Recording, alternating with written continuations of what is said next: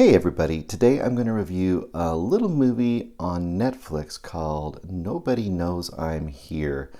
Now, this is the kind of movie that could easily get lost in the huge glut of stuff that's on Netflix. And, it's not flashy, it's not the new Michael Bay, so it's not going to necessarily get your attention. Although I do believe that for the moment they have it kind of up on the beginning screen there in some algorithms, so you might see it and you might give it a chance.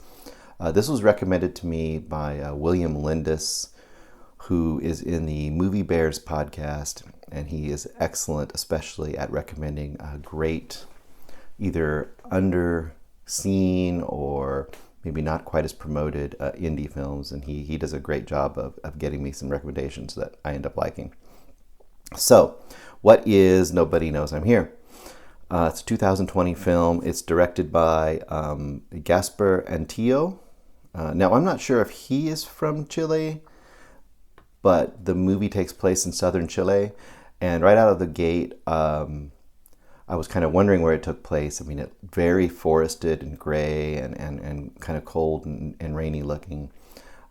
Having come from the Northwest, Washington, Oregon area, I mean, this could easily, stand in for that from what I saw. So it's a very, it's kind of one of those movies that you almost would say is stereotypical for a small indie movie, character-driven, slow burn, not a ton of action. And, if that is already kind of not your thing, this still might not be your thing. But I think there's a little more going on here than kind of your average character piece, although I could also see people thinking that that's all it is. So the main character, the one you're really going to root for and really kind of the core of this movie, is going to be Mimo or Memo. It's Memo. And he is played by Jorge Garcia. And now he is best known as Hurley from the Lost series. Here he is very understated but excellent. Hopefully this will get him some more work, because I haven't seen a lot of him recently, except I think he appeared in The Wrong Missy as basically the character he played, basically Hurley. Anyway, in this one, the title is also the title of a song that he became famous for as a kid.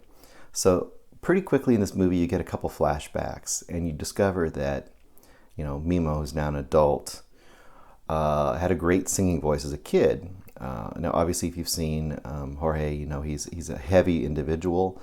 Well, he was, pretty heavy as a kid too. So, once again, in the flashbacks, very, very small flashbacks, you don't get a ton of it. It's not like really extended. You discover that it's kind of a Milli Vanilli kind of a deal where the whoever the powers that be in the record industry or the TV industry, saw that this kid had a lot of vocal talent, but they weren't going to be able to sell his look. So immediately they find whatever they think will be the heartthrob kid, of about 12 or 13, and let him lip sync Mimo's voice. And Nobody Knows I'm Here is kind of the hit song that they had. So you'll hear bits and pieces of that song throughout this movie. Of course, it has a double meaning, thematically in the movie, and that's a little bit clunky. I mean, definitely it's a little on the nose, but if you can get past that, I think you'll find a lot to enjoy here. So, as we open in this movie, we see that Mimo has basically become a recluse. He's basically he's living with his uncle on this river island, from what I could tell. Wooded. They have kind of a very they have a pretty good size house, but it's pretty run down and full of junk. You kind of get the feeling that he doesn't do much there other than help his uncle with what appears to be, they appear to process sheep hides. I'm not sure exactly what they do with them, but they tan them or they bleach them, or I don't know what you do with the sheep hides, but it looks like they're constantly doing that. They're getting delivered sheep hides. They have sheep. You see him working on that. And then you'll see Mimo also kind of on his downtime, he'll do things like take a boat across to the other side of the river where it looks like there's richer houses. And in fact, it opens with him, I think, inside one of these houses, and he'll just on his free time go into an empty house, and you almost feel like they might be vacation houses.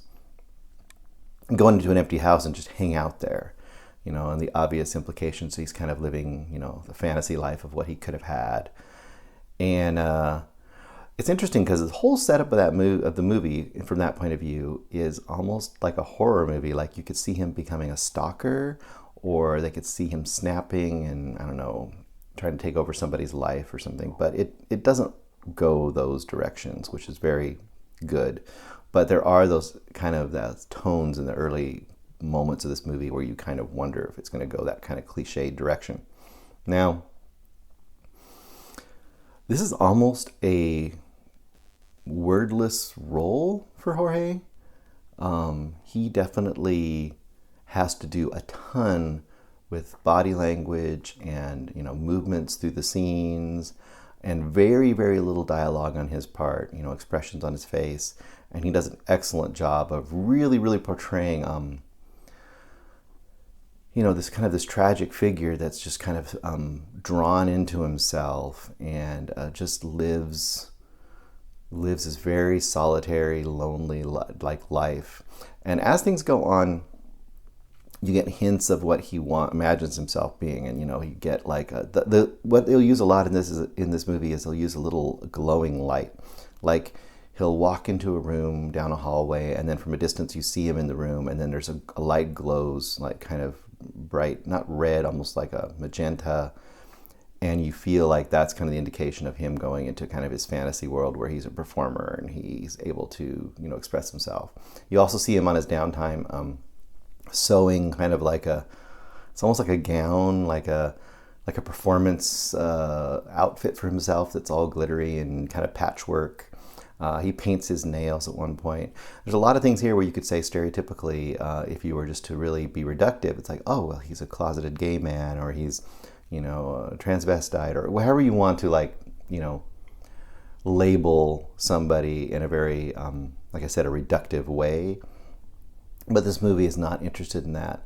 This movie is interested in the way that one's physicality, the way the world wants to put you in a box, or the world will actually force you into a role based on your physicality. And that's kind of what you see has happened to him.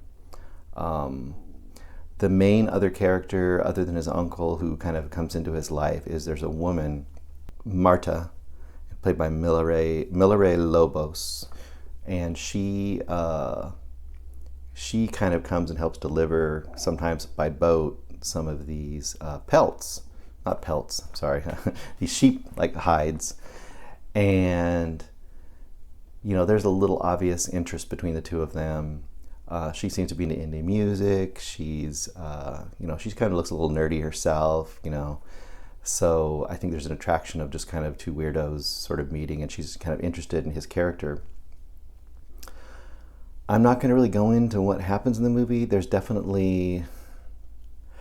what could be considered a predictable finale to this movie, although I think and I'm not going to spoil it, but I think what is portrayed is not what actually is happening.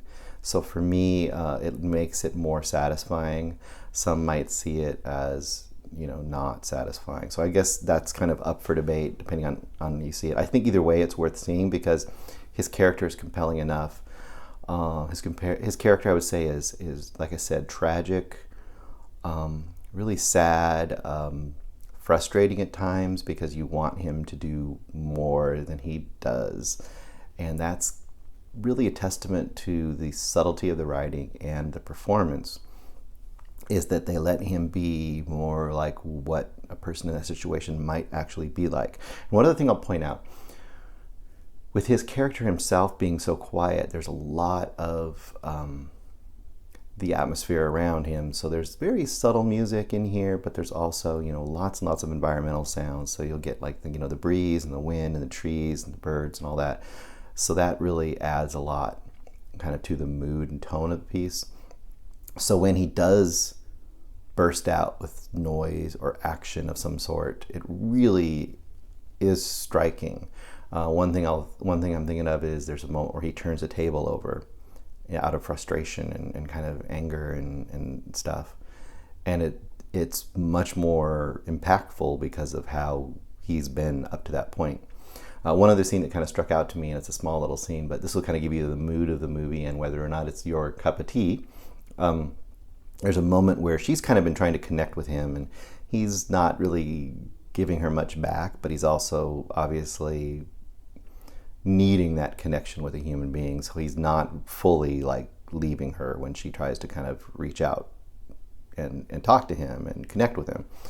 Well, anyway, they've had these kind of moments, and they're kind of just there together, and he's in the background, in the backyard of that house, chopping wood.